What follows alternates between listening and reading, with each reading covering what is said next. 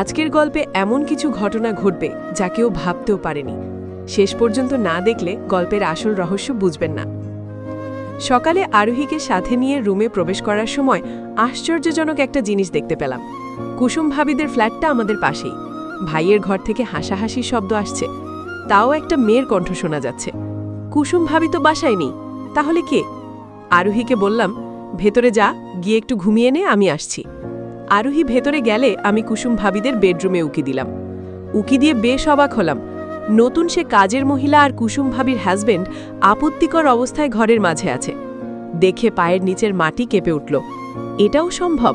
কুসুম ভাবিকে যে মানুষ চোখে হারায়, সে কিনা একটা কাজের মহিলার সাথে এমন আপত্তিকর অবস্থায়? ভাবতেই শরীর শিউয়ে উঠল। মানুষ এমন কিভাবে হতে পারে? ছি, তাই বলে কাজের মহিলার সাথে এসব করবে? আমার কি প্রতিবাদ করা উচিত? এক্ষুনি আমি কুসুম ভাবিকে ফোন করে জানাবো, কিন্তু ভাবি তো অসুস্থ মানুষ, এটা কি জানানো ঠিক হবে? যদি প্রেশার বেড়ে যদি ভাবির কিছু হয়, তাহলে কি হবে? কিন্তু আমি এটা সহ্য করতে পারছি না। এসব অন্যায় তো দেখেও চুপ থাকা আরেকটা বড় অন্যায়। এই কাজের মহিলা, আজ বের হ, আমি আজ তোকে দেখে নিচ্ছি।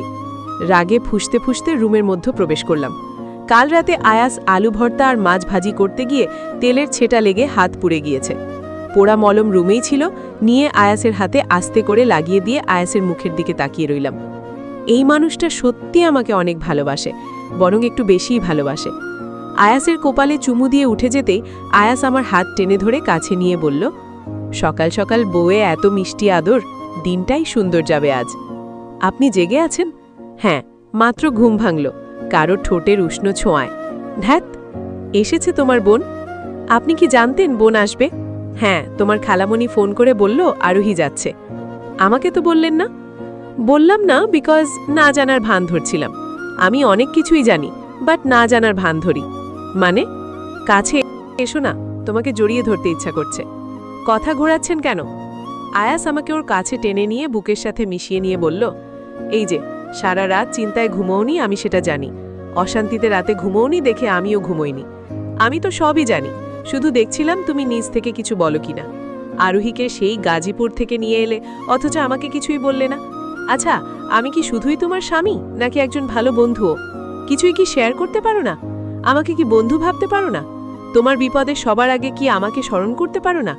তোমার এক্স অভি আমার ফ্ল্যাটে এসেছিল, আর এটা আমি জানবো না তাই কখনো হয়? এটা একটা অফিসারের বাসা, এখানে সিসি ক্যামেরা আছে, গেট থেকে পুরা বাড়ি পর্যন্ত। তাছাড়া এ বাসায় কারো প্রবেশের অনুমতি নেই আমার পারমিশন ছাড়া। অভি কিভাবে প্রবেশ করলো? আমি দারোয়ান চাচাকে বলেছিলাম ফোন করে অভিকে ঢুকতে দিতে।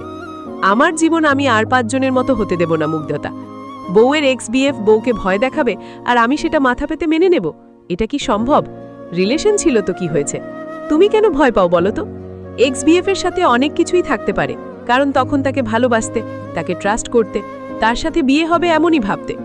আমি আরোহীর থেকে সব জেনেই তোমাকে বিয়ে করেছি। প্রাক্তনের সাথে কি হয়েছিল সেটা খুব ক্লোজ কিছু হলেও আই ডোন্ট মাইন্ড। তুমি বিয়ের পর কিছু করলে আমি ক্ষমা করব না, এটা কিন্তু ঠিক। তাছাড়া তোমার অতীত আরও খারাপ হলেও আমার তোমাকেই বিয়ে করতে হতো। আয়াসের কথা শুনে আমি ভীষণ অবাক হয়ে আয়াসের দিকে তাকালাম। আমার মুখে কোনো কথা নেই, কেমন যেন মূর্তির ন্যায় হয়ে গেলাম আমি। যার ভয়ে সব লুকানোর চেষ্টা করছি, সে আসলে সবই জানে। আয়াস আমার দিকে তাকিয়ে বলল, অবাক হওয়ার কিচ্ছুই নেই। আমি চাইলেই অভিকে কাল হাতে নাতে ধরে মারতে পারতাম, কিন্তু মারিনি, কেননা তোমার এখনো জানার অনেক কিছু বাকি আছে। তোমাকে স্ট্রং হতে হবে, তোমার জীবনের ভয়ঙ্কর এক অতীতের মুখোমুখি তোমাকে হতে হবে। আয়াসের কথা শুনে হৃৎপিণ্ড অজানা ভয়ে থরথর করে কাঁপছে। আমি আয়াসের কাছ থেকে খানিকটা দূরে এসে এক গ্লাস পানি খেয়ে নিলাম। আয়াসও বিছানা ছেড়ে উঠে এলো। টেনশনে গলা শুকিয়ে আসছে আমার। কি অতীত আছে আমার? তা কি খুব খারাপ? আরোহী চেঞ্জ করে আমার কাছে এসে বলল, তোর সাথে আমি কিছু গুরুত্বপূর্ণ কথা বলতে এসেছি মুগ্ধতা। কথাগুলো অনেক কঠিন, তোকে কিন্তু সহ্য করতে হবে। কি কথা? আয়াস ভাইয়ার সামনেই বলি, ভাইয়া আসলে সবটাই জানেন। আরোহী এবার ওর ফোন থেকে কিছু ছবি বের করে দেখালো আর বলল, তুই কি এই ছবিগুলো দেখেছিলি? ছবিগুলো দেখে সত্যি অবাক হলাম। অভির ওয়াইফ বলে পরিচয় দেওয়া মেয়েটি এই ছবিগুলোই দেখিয়েছিল। এই তো সেই ছবি, পাশে অভি, বাট মেয়েটির মুখে স্টিকার মারা। আমি এক নজরে তাকিয়ে আছি ছবিগুলোর দিকে। আরোহী ক্রমাগত দেখিয়ে যাচ্ছে ছবি। আমি তাকিয়ে আছি আরোহীর দিকে। আরোহী আমাকে বলল, সেদিন যদি ছবির মেয়েটার ড্রেসগুলো ভালোভাবে দেখতি, তাহলে অন্তত কিছুটা বুঝতে পারতি। ওয়েটা ক্লিয়ার করে দেখায় তোকে পুরা ব্যাপারটা। আরোহী এবার স্টিকার ছাড়া ছবি দেখালো। এবার আমি অবাকের চরম পর্যায়ে চলে গেলাম। আরোহীর দিকে তাকিয়ে বললাম, তুই তুই অভির সাথে? সেদিনের স্টিকার মুখে মারা মেয়েটা আমি ছিলাম। তুই ছিলি মানে আরোহী? আমি কিছুই বুঝতে পারছি না। মুগ্ধতা, তুই জানতে চাইছিলি না আমি কিসের রিভেঞ্জ নিয়েছিলাম তোর বিয়ে দিয়ে? আমি তোকে অনেক মিথ্যে বলে এড়িয়ে গিয়েছিলাম। তুই অনেকবার ভেবেছিস আমার রিলেশন আয়াসের সাথে, আমি আয়াসের বিরুদ্ধে বা অন্য কোনো রিভেঞ্জ নিয়ে তোর বিয়ে দিয়েছি। আসলে সেসব কিছুই না। আমার রিলেশন ছিল অভির সাথে। অভি নামক অমানুষকে আমি ভালোবেসেছিলাম মুগ্ধ। নিজের থেকে বেশি ভালোবাসতাম আমি অভিকে। আমিও ভাবতাম অভিও আমাকে ঠিক ততটাই ভালোবাসে। সবকিছু ঠিকঠাক চলছিল। একদিন অভি হোয়াটসঅ্যাপে তোর ছবি দেখে আর জিজ্ঞেস করে মেয়েটাকে। আমি হাসি মুখে বলেছিলাম আমার কাজিন। অভি আর কিছুই জিজ্ঞেস করেনি। আমার ফোন থেকেই নাম্বার নিয়েছিল, আমি বুঝতে পারিনি। ধীরে ধীরে অভি আমাকে ইগনোর শুরু করেছিল। ভীষণ কষ্ট হতো মুগ্ধ। তুই তো জানিস অভি কতটা এক্সপার্ট মেয়ে পটাতে। ওর মিষ্টি মধুর কথাগুলো আমি ভুলতে পারতাম না। দিনের পর দিন অভি আমাকে ইগনোর শুরু করলো। আমি নিতে পারছিলাম না। কেন ইগনোর করে, কী জন্য ইগনোর করে কিছুই বুঝতাম না। এরপর 6 মাস কেটে গেল। হঠাৎ তুই পরিচয় করালি তোর বিএফের সাথে। তোর বিএফের জায়গায় অভিকে দেখে পায়ের নিচের মাটি সরে গেছিল আমার। তোর মুখে বিশ্বজয়ের হাসি ছিল। তুই সারাক্ষণ আমার কানের কাছে অভির গুণগান করতি। আমার দম বন্ধ কষ্ট হতো, কিন্তু আমি কিছুই বলতাম না। কেননা আমি চাইনি কখনো তোর কষ্ট হোক, তোর মুখের হাসি নষ্ট হোক। ভালোবাসার যে কষ্টটা আমি পাচ্ছিলাম তোকে দিতে চাইনি আমি মুগ্ধ। অভি আমার মুখের উপর বলে দিল সে আমি নই, তোকে ভালোবাসে। কষ্ট হয়েছিল, কিন্তু আমি তখনও কোনো রিভেঞ্জ নিইনি। তোর সুখের থেকে বড় আর কি হতে পারে আমার কাছে মুগ্ধ? এরপরই জানতে পারি অভি এর আগে অনেক মেয়ের সাথে রিলেশন করেছে। ঠিক আমার মতো একটু বেশি ক্লোজভাবে মিশে সবার ক্ষতি করেছে। আমি তখন ভেবেছিলাম অভির সাথে তোর বিয়ে হতে দেব না। আমার জন্য একটা প্লাস পয়েন্ট কি ছিল জানিস? অভি যে নাম্বার দিয়ে তোর সাথে যোগাযোগ করত সেই সিমটা আমার স্মার্ট কার্ড দিয়ে কেনা। আর আমি অভির সাথে দেখা করে কৌশলে ওর ফোনটা চুরি করে নিয়ে আসি। আমি জানতাম তুই যোগাযোগ করবি অভির সাথে, আর তোর যোগাযোগ বন্ধ করতেই এত কিছু করতে হয়েছে। তুই অভিকে মেসেজ করলে আমি আমার বান্ধবীকে দিয়ে তোকে ফোন করাই, আর তোকে এই মিথ্যেগুলো বলি। কেননা আমি চেয়েছিলাম তোর জীবনের সুখ। আমি চেয়েছিলাম আয়াস ভাইয়ার সাথে সুখী হ তুই। আমি যা করেছি তোর সুখের জন্য। শুধু এটাই কারণ ছিল, তাই না? অভির কথা যখন বাড়িতে জানালি তুই, তখন খোঁজ নিয়ে অভি সম্পর্কে ভয়ঙ্কর এক সত্য বেরিয়ে আসে। কি সত্য? অভির বাবাই তোর মা বাবার খুনি।